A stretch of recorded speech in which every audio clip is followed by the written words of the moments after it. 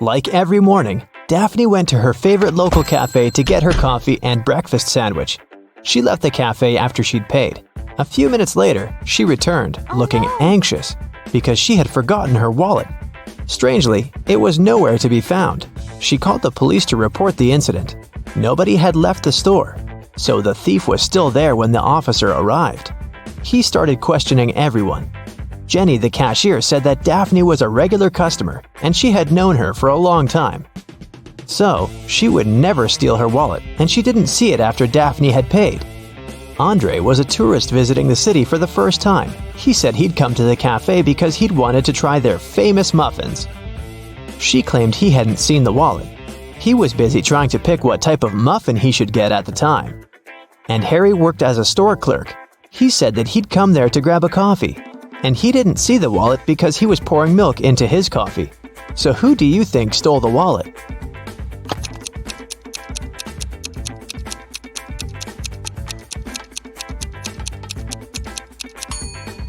It was Harry, the store clerk, or should I say Harold.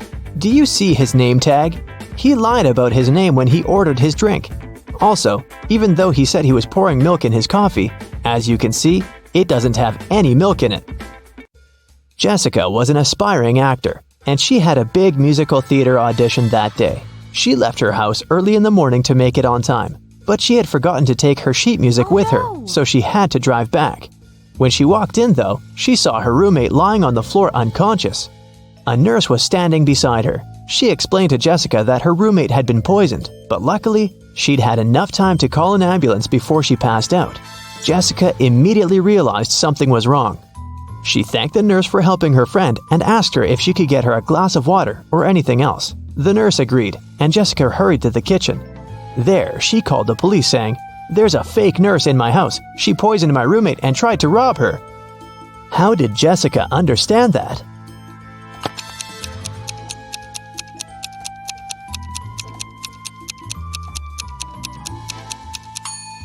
When she arrived at the house, there was no ambulance car in the driveway or in the street. And it's not like paramedics started using Uber. And you might have also noticed that the paramedic bag the nurse was holding was slightly open, and Jessica's roommate's jewelry was dangling out of it. Anna and Catherine are both influencers, but take a look at the latest photos they posted. Which of these ladies do you think is richer?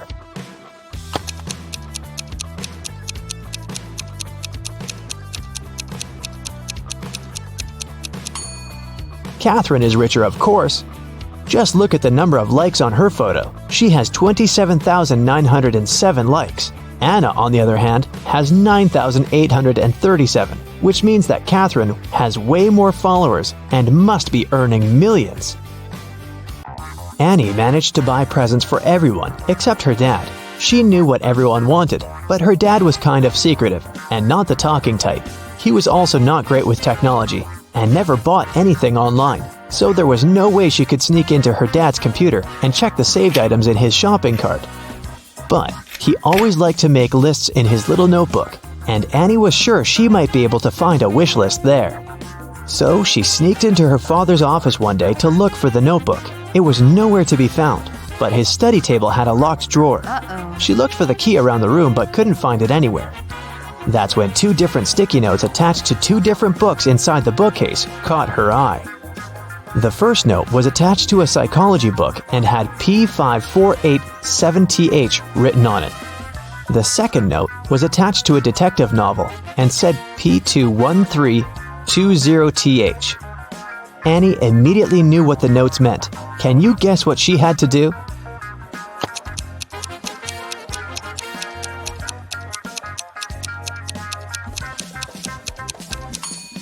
She had to open to page 548 in the first book and find the 7th word on this page. Then, she had to open page 213 in the second book and find the 20th word on that page. The words she found were under and desk. The girl immediately looked under the desk and found the drawer key taped to it. James was walking back to his apartment from work late at night. Suddenly, he was hit on the head and taken away. When he woke up, he found himself in a small room. He tried to escape, but the door was locked with a padlock.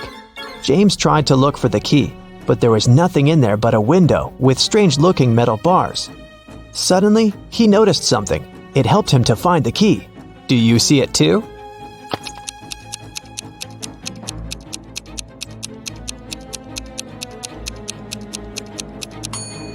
One of the metal bars is different from the others. That one is the key. Giselle was camping in the forest during a night when the moon was full. After midnight, when she was making s'mores by a fire, she heard a loud howl. There was a werewolf in the forest, and it managed to find Giselle's tent because it smelled of food there. Thankfully, Giselle was not in her tent anymore when the werewolf arrived because she had already run away. Hiding behind a tree, she watched the creature eat her s'mores and tear up the tent. When the werewolf left before sunrise, the girl returned to her tent, but everything was ruined. There was no more food or water left. Her cell phone had run out of battery, so she couldn't call anyone. She started wandering through the forest, and soon she came upon a witch's house. When she walked in, she saw the witch and another lady. Giselle asked the witch if she could send her home. The witch agreed to help her on one condition. She would only send Giselle home if she guessed her sister's name. If not, she would turn her into a frog. Giselle knew the answer, but how?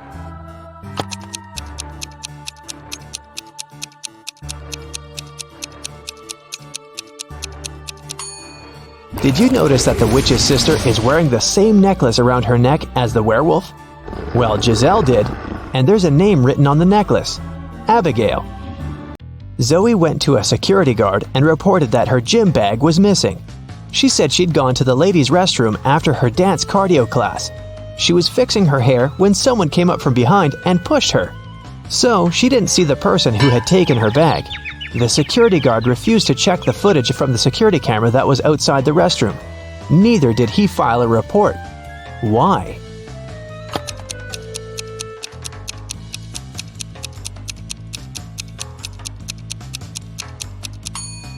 Zoe said she was fixing her hair, so she must have been looking in the mirror. If she was telling the truth about someone sneaking up from behind, she would have definitely seen their reflection. So, Zoe probably lied so that she could sue them. Luckily, the security guard was super smart. Several women went missing in a small town. James Darcy and his police team had been searching for months, but they couldn't find the place where the women were kept. One day, when Sandra was jogging, she decided to use another route to get home. As she was passing an old cabin, she heard screams coming from its basement. She immediately called James Darcy to report it. James and his team arrived at the place and busted in.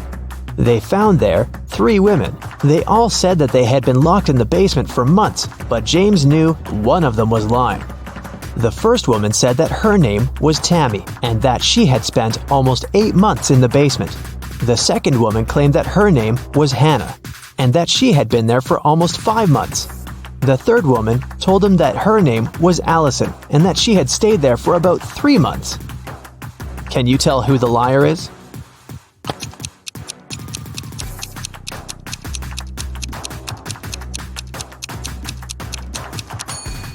Allison is telling the truth. Look at her. Her clothes are dirty. Her hair is greasy. Her roots have started to grow out. She definitely hasn't seen daylight for a long time. The same goes for Hannah. But look at Tammy. She looks clean. Her clothes look new. Her hair and makeup look fresh, so it must be her who is lying.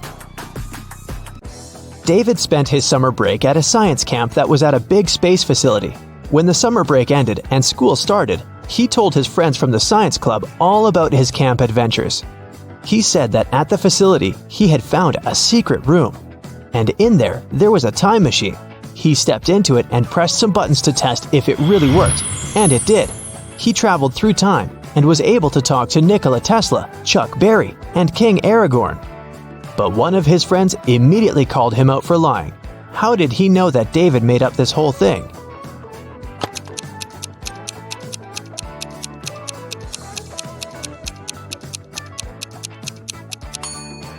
Well, even if David actually managed to travel through time, he might have been able to talk to Nikola Tesla and Chuck Berry, but definitely not King Aragorn, because he is a fictional character.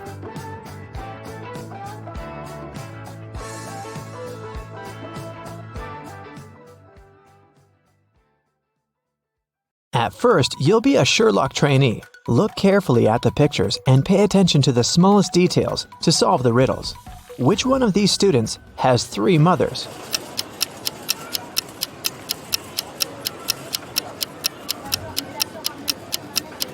It must be this guy right here, the one with the 3 sandwiches. The guy with 3 glasses got them from the cafeteria. He must be very thirsty, but it's not a sign of 3 mothers. But this one definitely brought sandwiches from home, so I bet it's him. Let me know if you disagree. Let's move on. One of the girls has a pet at home. Can you guess which one?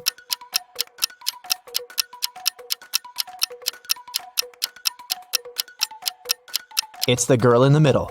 Look, her hands and arms are scratched. She must be living with a cat. Okay, look at these 3 people. Who is a vampire?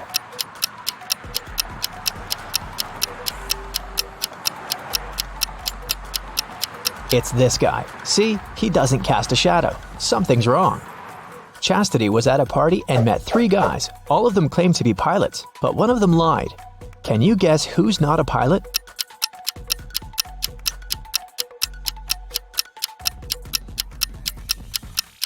Pilots must have perfect eyesight. This guy is wearing glasses, so he's not a real pilot. Look at these 3 students. One of them is left-handed. Can you figure out who exactly?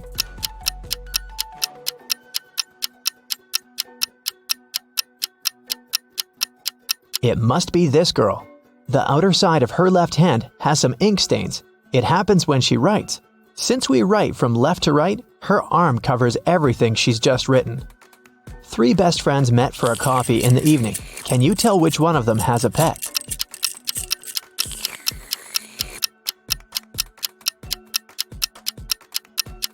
Look at this girl's bag. There's dog food in there, so she probably has a dog at home waiting for her. This one is super easy. 3 sisters came to visit their parents. One of them got engaged while she was away. Can you tell which one?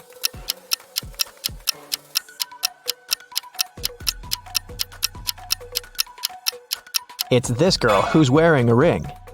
3 men came to a job interview. The company didn't want to hire fathers because they needed full commitment for the first year. All men said they were single and had no families, but one of them lied and actually had a daughter. Which one?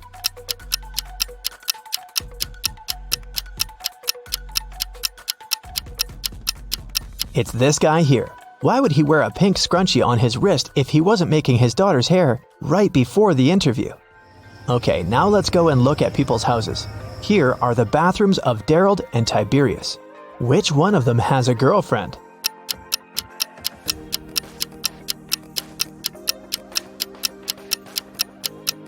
It must be Tiberius. Look, there are 2 toothbrushes in his bathroom. Nevaeh and Nicolene are students. Both of them live in a 1-room apartment with their friends to split the rent. Their mothers once came to visit. Take a look at Nevaeh and Nicolene's bedrooms. Can you tell which one of them is dating her roommate?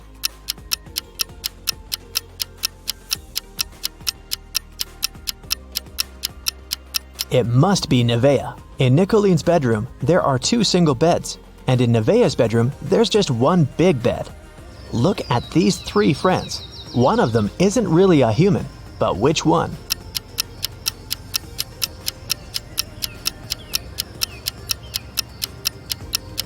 Look, this guy right here has only 4 fingers. Perfect, we trained you well. Now let's solve some cases. The Citibank was robbed, and Detective Callum was on the case. After a long investigation, the police managed to track the robber and found the money hidden in the nearest desert in a cactus bush. They couldn't see the robber's face, but there were 3 suspects. Take a look at the people. Who is guilty?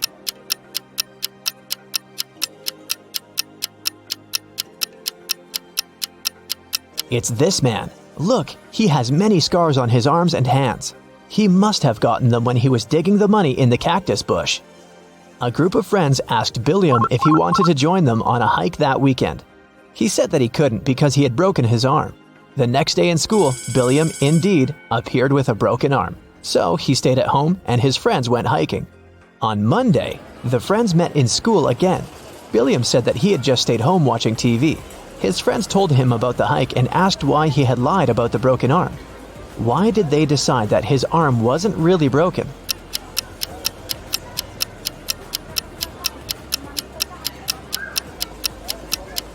Last week, Billiam's right arm was broken. On Monday, it was the left one. He must be faking it. Mr. Tucker called the police and reported that he had been robbed. Detective Callum arrived at his place and found Mr. Tucker tied up to a chair. Mr. Tucker said that he had been sleeping when someone wearing a mask had broken into the room. They took him right out of the bed, tied him up to the chair, and then took all the savings he was keeping in the wardrobe. When they left, he managed to call the police because his cell phone was in his pocket. Still, Detective Callum didn't believe him. Why?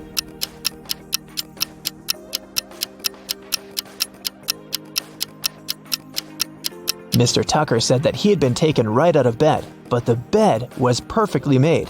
I doubt that a robber would care enough to make Mr. Tucker's bed on their way out. Detective Callum was spending the winter holidays at a ski resort with his friends. In the morning, they were going to go skiing on the fresh snow that had fallen at night when a local police officer called him and asked him to come to a hotel nearby to solve a case. So, Detective Callum had to go.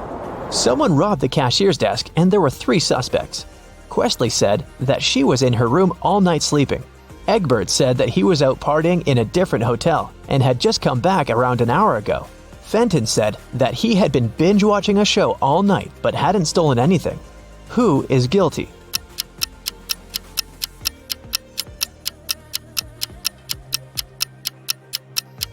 It was Egbert. If he had just returned, he would have left his footprints on the fresh snow, but there were no footprints leading to the hotel as Detective Callum was walking there. And the name Egbert will make anyone suspicious.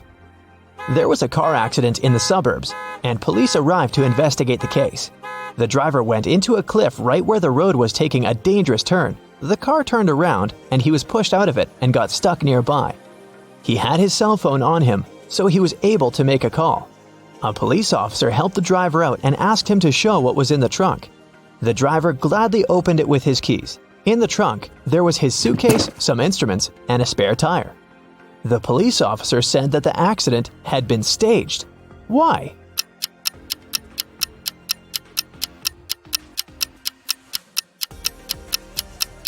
The driver took the keys out of his pocket. If it had been a real accident, the keys would have remained in the car. Mr. Grayson called the police and said that she had been robbed. Detective Callum arrived for the investigation. Here's what she said. It was almost midnight. I was in my room upstairs painting. Suddenly, the power went out. There was no light or electricity, and I could only see the streetlights outside. Then, the stationary phone rang. I was scared, so I didn't pick it up. I stayed upstairs, and in about 10 minutes, the light came back. I just went to sleep, and now, in the morning, I found out that someone stole my grandma's diamond ring. Detective Callum didn't believe her. Why?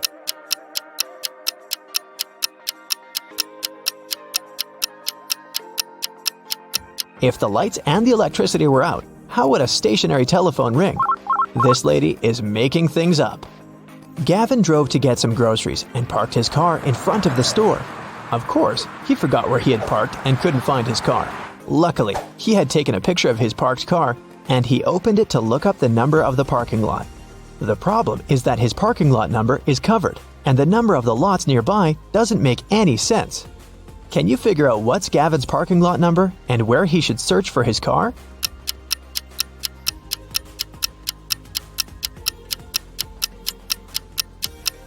The numbers are just turned upside down in the photo. The numbers are 86 through 91, and his car is parked in 87. Now I have a short logo quiz for you. I'll show you a logo, and you have to tell the company. Here's the first one. Do you recognize it?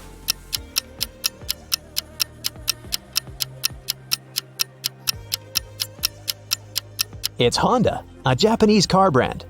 This one is super easy. What is it?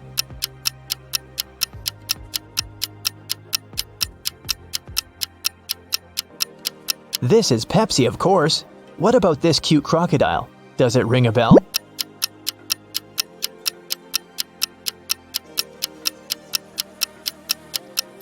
This is Lacoste, a French clothing brand. Another easy one. I bet you have it on your phone.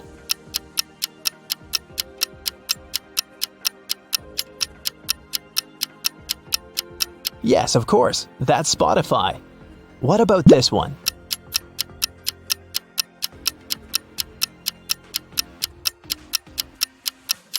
Yes, it's Nike. This one is a very fancy brand. What's your guess?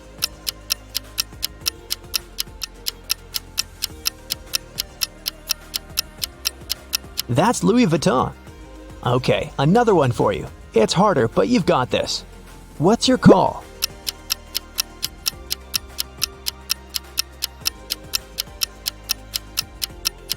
This is Reebok, an American footwear company. Do you recognize this bull?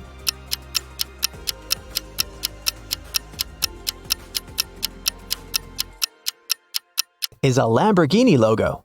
This is a painfully familiar yellow rectangle. Where is it from?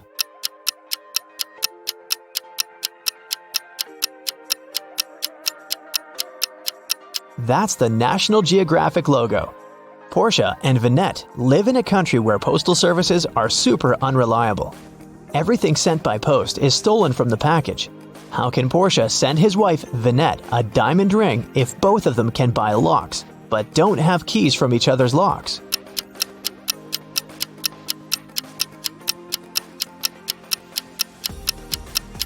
Portia can lock the box with the ring and send it to Vinette. When she receives the box, she should lock the box with her lock and send it back to him. When he receives it, he can open his lock and remove it, and send the box back to Vinette with her lock only, so that she can open it once she gets it again. There is a box filled with balls of different colors.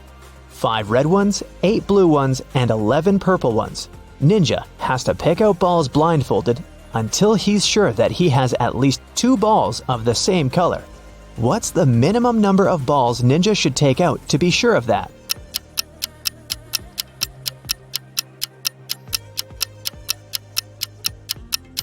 Worst case scenario, he'll be picking out the balls of a different color every time.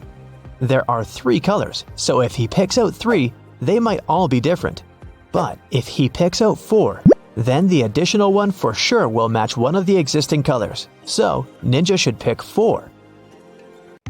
Adding large numbers in your head when you don't even have a piece of paper can be difficult.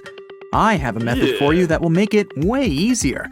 Just make all the numbers you need to add a multiple of 10. Let's take 2 3-digit numbers as an example. 543 plus 339. Even adding these numbers on paper can be challenging, but rounding them up will make it much more manageable. In this case, 543 is rounded up to become 550, and 339 turns into 340.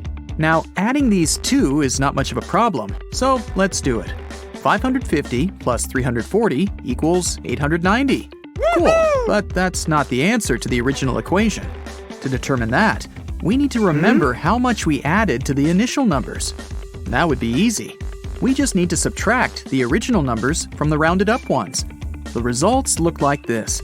550 minus 543 will be 7, and 340 minus 339 will be 1. Now add 7 and 1, and you'll get 8. That's how much extra we have in our rounded up sum. So the only thing left to do now is subtract 8 from 890, and you'll get your final result. 890 minus 8 is 882. And the answer is 543 plus 339 is 882. Finding any percentage that can be divided by 5 of any number using just your head is actually no big deal if you know your times tables well enough. Say you see a 5% discount to something you want to buy in a store, and you'd like to know the exact amount of money you're going to save. Let's count. Let's assume your purchase without the discount is $142. You need to determine 5% of that sum. First, move the decimal point left by 1 digit, which would give you 14.2. Now divide this number by 2, and you'll get 7.1, which is also the answer to your question. The principle is simple. Finding 10% of any amount is easy, because you only need to move the decimal point left by 1 place, which we did in our first step. And 5% is 10% divided by 2, right? So that's why we divided the resulting sum by 2 as well. Finding any percentage that's a multiplier of 5 can be done in a more or less similar way. Let's take 35% of 324 as another example. Again, move the decimal point left by one place, getting 32.4. Now, you need to do two different actions with this number. First, multiply it by 3, which will get you 97.2. Second, divide the same number by 2, resulting in 16.2. And now, all that's left to do is add these numbers. 97.2 plus 16.2 equals 113.4. That's your answer. 35% of 324 is 113.4. Let me explain in case you didn't get all these calculations. First things first, you divide the number by 10 and move the decimal point left. Then, you need to multiply your number by 3.5. It's not easy to do it in your head, so you separate the numbers before and after the decimal point. First, you multiply your number by 3, and then by 0.5. To multiply any number by 0.5, you actually need to divide it by 2, since 0.5 is half of your number. And then, when you're done with all the multiplications, just add the results to get your initial number multiplied by 3.5. This might sound complex at first, but if you practice this method a bit, you'll find it very easy to apply. Now let's get away from complex calculations and have some fun instead. You've been told otherwise, but you can prove that 2 plus 2 might actually equal 5. Here's the simplest method to do so. Disclaimer, don't try to do this in your math class. So, we have the universal truth that 0 equals 0. Now, 0 can be a result of subtracting a number from itself. Let's take numbers 4 and 10 for our case, and we'll have this equation. 4 minus 4 equals 10 minus 10. Taking it one step further, 4 can be written as 2 to the power of 2, and 10 can be written as 2 times 5. In the end, we get this equation. 2 to the power of 2 minus 2 to the power of 2 equals 2 times 5 minus 2 times 5. Next, in math terms, we can simplify it by using brackets, and here's what we get. 2 minus 2 times 2 plus 2 equals 5 times 2 minus 2. Again, according to the rules of math, we can cancel 2 minus 2 on both sides, and the result will be 2 plus 2 equals 5. Yeah, that's how you prove the impossible. Math can do incredible things. Okay, getting back to real math tricks. Squaring numbers after 10 can be a pain, but there's an easy way to square any two-digit number that ends in 5. Let's take 45 as an example. First, you need to multiply the first digit by itself plus 1. That is, 4 plus 1 is 5. So you need to multiply 4 by 5, getting 20. Now add 25 at the end, and you get 2025. That's it. Here's your answer. 45 squared is 2025. Check it with a calculator if you don't believe me. A simple way to multiply any, and I mean any at all, number by 5 has probably never been mentioned to you at school. There's a slight difference in methods depending on whether the number is even or odd. Let's start with even numbers. Say you have to multiply 3,566 by 5. First, divide the number by 2, getting 1,758. Now add a 0 to it, and you've got your answer, 17,580. Now let's try odd numbers. We'll take 2,463 as an example. First of all, subtract 1 from the number, getting 2,462. Now divide it by 2 again, resulting in 1,231. And then, instead of a 0, put a 5 at the end, which will get you 12,315. This is your answer. 2,463 times 5 equals 12,315. All right. Now I've got a puzzle for you. See if you can solve it in 10 seconds. You have an equation made of matchsticks, which reads 2 equals 6. You need to move just one matchstick to make the equation true. The timer is set.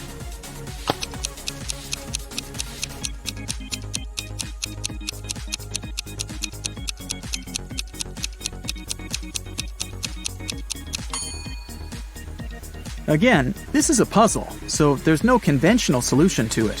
If you move one matchstick from the left side and put it so that its middle is on top of the 1 on the right side, you'll get a square root symbol, and thus the equation is true. 1 equals the square root of 1. But there's also a second solution. You can move one of the matches forming a V in the right part so that they form an X instead. This way, you'll get 11 written in Arabic numerals that equals 11 written in Roman numerals. Problem solved. Let's have another math riddle, shall we? A book costs $1 plus half its price. How much does the book cost? I'll give you 10 seconds again, or just pause the video if you need more time.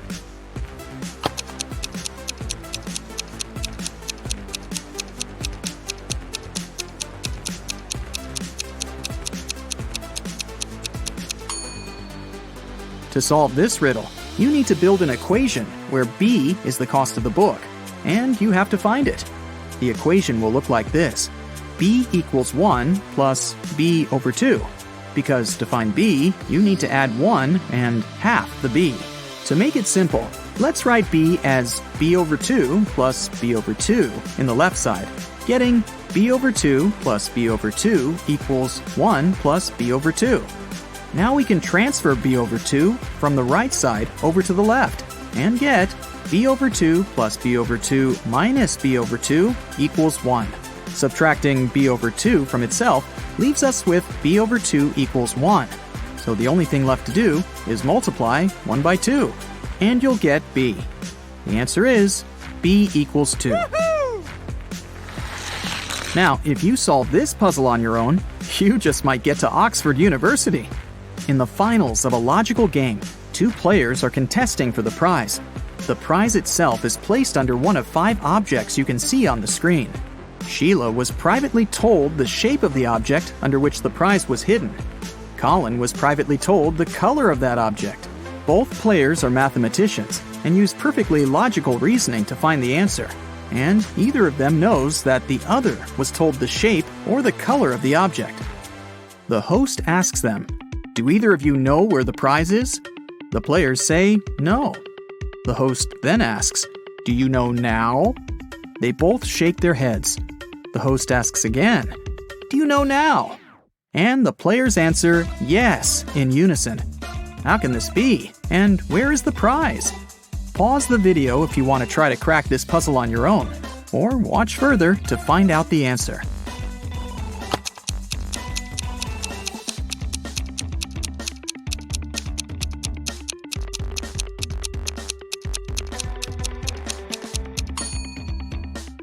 So Sheila was told the shape of the object. So for her, it would be either the red or green triangle, either the green or purple circle, or the only square there is, the red one.